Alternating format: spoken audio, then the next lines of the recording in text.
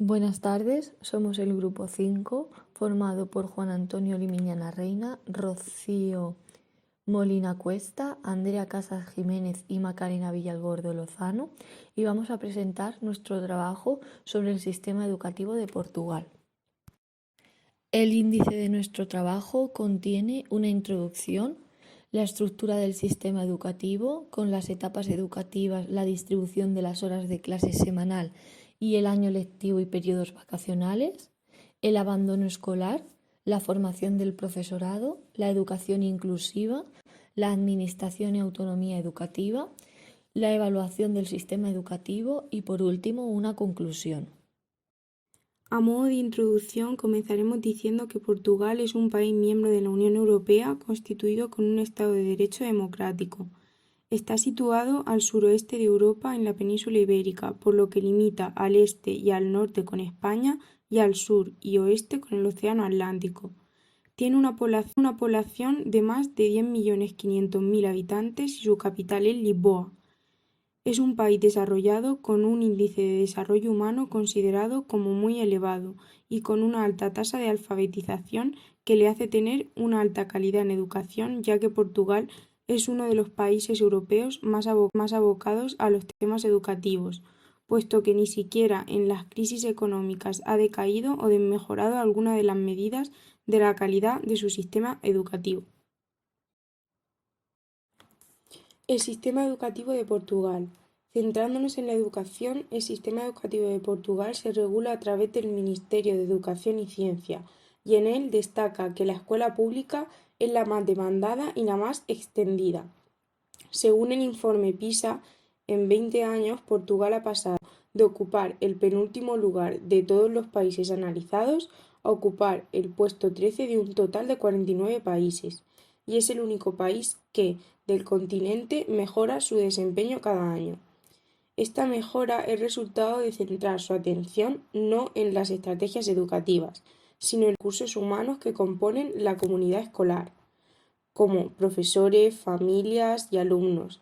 Además, los alumnos portugueses son los que mejor puntúan a sus profesores y los que tienen más horas de clase en cuarto año, 275 horas anuales frente a una media de 157. Se realizaron cambios curriculares que se centraron en matemáticas y lengua portuguesa. Estructura del sistema educativo. Etapas educativas. El sistema educativo de Portugal se puede dividir entre la educación preescolar, escolar y la enseñanza extraescolar. Por una parte, educación infantil, llamada educación preescolar, se considera una etapa no obligatoria y va dirigida a aquellos niños que tienen entre los 3 y los 6 años, siendo esta última edad la máxima para poder ingresar en la enseñanza básica. Por un lado, la enseñanza básica comprende la etapa entre los 6 hasta los 14 años y es obligatoria, además de ser universal y gratuita. Tiene una duración de 9 años y se divide en 3 etapas, en las cuales el primer ciclo tiene una duración de 4 años, mientras que los otros 2 ciclos tienen una duración de 2 y 3 años respectivamente. Finalmente, cuando un estudiante culmina el ciclo de enseñanza básica, le corresponde un diploma acreditativo de este nivel de educación. Para los alumnos que no concluyen la enseñanza básica, pueden aplicar para la enseñanza permanente y conseguir los mismos objetivos, permitiendo la obtención de un diploma similar, aunque se pueden emplear distintos programas de estudio para el aprendizaje de los estudiantes. También existen cursos de educación y formación para aquellos jóvenes que tengan edades entre los 15 y los 18 años de edad, que hayan abandonado los estudios o que no hayan podido culminar las etapas. Por otro lado, la educación secundaria dura 3 años, de los 15 a los 17, y es obligatoria. En esta etapa ingresan aquellos alumnos que han realizado la enseñanza básica. Un aspecto relevante es que la misma tiene una duración de al menos 3 años. De esta manera, esta etapa comprende lo siguiente: los cursos generales, que son los que van destinados a aquellas personas interesadas en realizar estudios superiores o quieren formarse en el nivel secundario de este tipo de educación. Luego, los cursos artísticos, destinados para los que estén interesados en esta rama de la enseñanza, obteniendo al final el diploma de enseñanza correspondiente. Y por último, los cursos tecnológicos, destinados para aquellas personas con posibilidad de acceder al mercado de trabajo. En el caso de las personas que no hayan podido completar la enseñanza secundaria dentro del rango de edad correspondiente, pueden optar por continuar con sus estudios con la enseñanza permanente, donde los planes de estudios se adaptan a las necesidades del estudiante. Secundaria superior, el bachillerato. El ciclo secundario tiene un sistema de organización propio diferente del de los otros ciclos. Existe también la posibilidad para cualquier estudiante de asistir a cursos de formación y de educación y los cursos profesionales, también en el marco de iniciativa Nuevas Oportunidades. Todos los estudiantes pueden concluir la enseñanza secundaria en régimen diurno o nocturno. Estos cursos están disponibles en cualquier escuela. Por último, destacamos la formación profesional básica y superior. La educación superior universitaria y profesional politécnica. La enseñanza superior en el sistema de educación de Portugal abarca los rangos universitarios y también aquellas instituciones politécnicas. La mayor universidad de Portugal es la Universidad de Oporto, con cerca de 31.000 alumnos, y su facultad de ingeniería es la mayor de Europa. Educación de adultos. En Portugal, el gobierno estableció un programa educativo para el periodo entre 2006 y 2010 denominado Nuevas Oportunidades, con el fin de cualificar a 1 millón de jóvenes y de adultos. Distribución de horas de la clase semanal. Las escuelas pueden organizar los tiempos lectivos según vean más conveniente, siempre y cuando se cumplan las cargas horarias de la semana que nos marca la ley. La presente matriz curricular presenta un horario semanal organizado en sesiones de 45 minutos, asumiendo por supuesto su distribución semanal. Como por ejemplo, la carga total semanal será al menos 6 por 45 minutos al portugués y al menos 6 por 45 minutos a las matemáticas. Por último, año lectivo y periodos vacacionales. Sin embargo, el calendario escolar sigue el mismo modelo de 3 periodos de clase de diferente duración, siendo el primero y el segundo periodos de más tiempo y el tercero más corto. El sistema educativo también tiene pausas lectivas, lo que conocemos como vacaciones. Por ejemplo, en Navidad del 12 de diciembre al 2 de enero, en Carnaval del 4 al 6 de marzo y la Semana Santa del 8 al 22 de abril. En cuanto al abandono escolar, uno de los cambios más radicales que ha tenido la educación en Portugal es el referido a la tasa de abandono escolar. Si hablamos de los porcentajes, en 2002 la tasa alcanzaba el 45% de los alumnos. En 2017 la cifra apenas supera el 13%, con lo cual obtenemos una caída del 72%. En 2011 esta tasa estaba en el 23% y en 2018 se situó en el 11,8%. Como hemos podido observar, la tasa de abandono escolar baja de manera muy próspera. Los diferentes gobiernos y partidos políticos de Portugal se han implicado mucho en la educación para combatir el analfabetismo que todavía existía. Por tanto, han aumentado y dado mayor interés a las inversiones en la educación pública, dotándola de un prestigio que no tenía. La formación de profesores actualmente está regulada por el título 5 de la Ley de Bases y distingue varios apartados, desde la formación inicial para primaria y secundaria, pasando por la cualificación para la educación superior a la formación continua y la carrera docente. Los grados y diplomas de la educación superior son muy variados. La formación profesional de los docentes tiene 2 puntos importantes: la distinción entre formación inicial y continua del profesorado convenientemente articulada y la flexibilidad de la formación que no es rígida ni definitiva. Existen 6 programas de formación de profesores específicos que son relativos a educadores de preescolar, profesores de primer ciclo de educación básica, profesores de segundo ciclo de educación básica, profesores de tercer ciclo de educación básica, profesores de educación secundaria y profesores de disciplinas profesionales, vocacionales y artísticas, que tienen una formación especial. La formación mediante cursos o módulos de formación consiste en una modalidad de formación continua con función global de adquisición de conocimientos, capacidades y competencias para los profesores para desarrollar autoformación y la innovación educativa. La formación inicial del profesorado portugués tiene un gran abanico de posibilidades, aunque con dos instituciones formadoras básicas como son las escuelas de educación y las universidades. En Portugal, la educación inclusiva aparece a partir de la Revolución Democrática de 1974, puesto que las leyes comienzan a proclamar la educación y la igualdad de oportunidades como derechos fundamentales.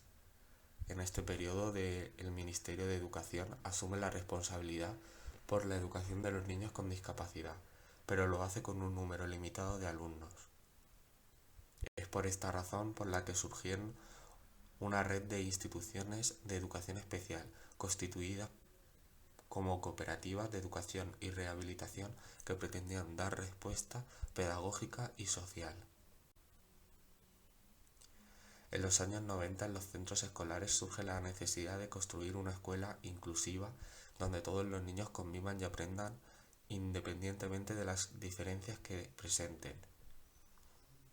En 1997 se crean los equipos de coordinación a nivel local para colaborar con las escuelas y los docentes de apoyo educativo, con los que la escuela se ve apoyada para encontrar las estrategias de intervención adecuadas. A estas actuaciones se han ido sumando otras medidas y acciones en diferente índole.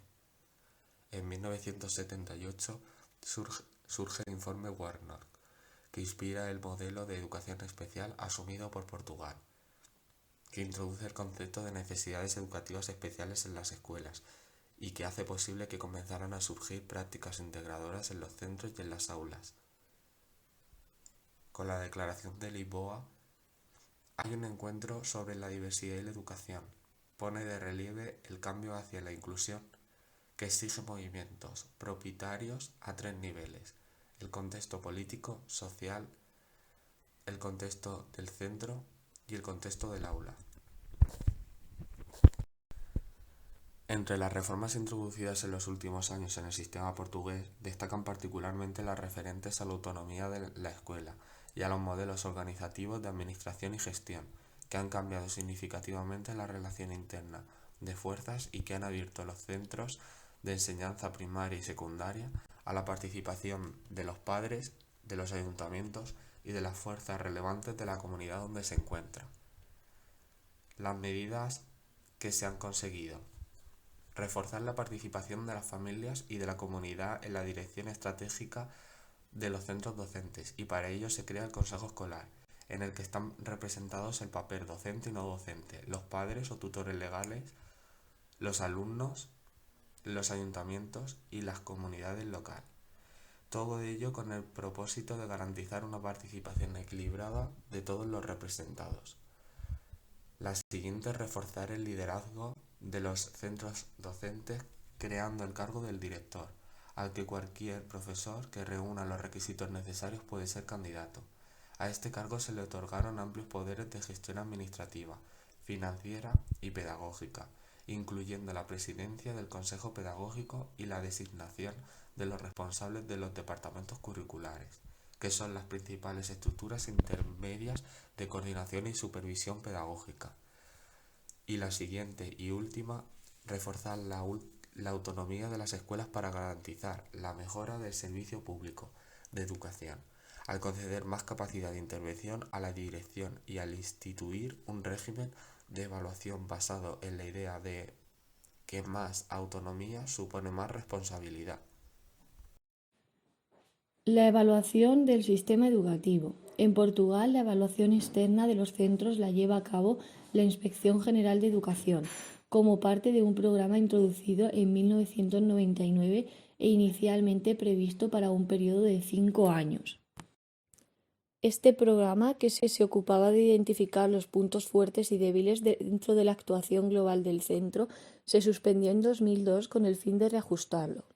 Si la evaluación se realiza a escala local, la información es mucho más restringida, puesto que, en general, la autoridad local se encarga de evaluar los centros y elabora, al menos en parte, sus propios procedimientos y criterios.